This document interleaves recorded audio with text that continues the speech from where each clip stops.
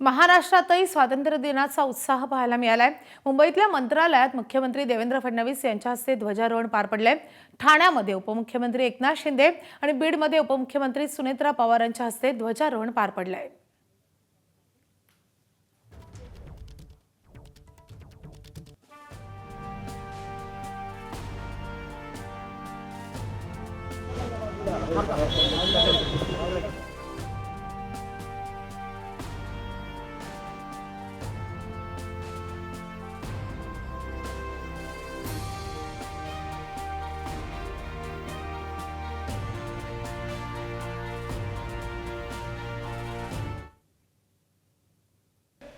महाराष्ट्राच्या मागच्या पिढीने आणि या पिढीने मोठ्या प्रमाणात दुष्काळ बघितला, पण महाराष्ट्राची येणारी पिढी दुष्काळ पाहणार नाही।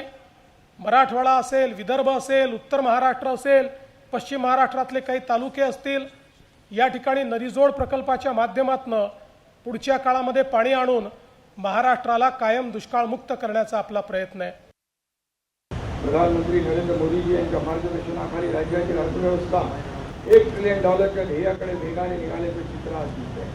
पण मी आपल्याला सांगताना मला समाधान आहे की महाराष्ट्राचं योगदान $1 ट्रिलियन पेक्षा आपलं नीती आयोगाने त्यांचा जो काही सर्वे केला त्याच्यामध्ये $1.5 ट्रिलियन हे महाराष्ट्राचं आपलं जे योगदान आहे ते मोठं आहे।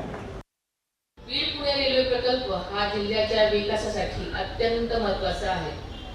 येणाऱ्या मराठवाडा मुक्ती संग्राम दिनापर्यंत रेल्वे पुण्यातल्या हडपसरपर्यंत नेण्याच्या दृष्टीनं आमचे प्रयत्न जोराने सुरू आहेत।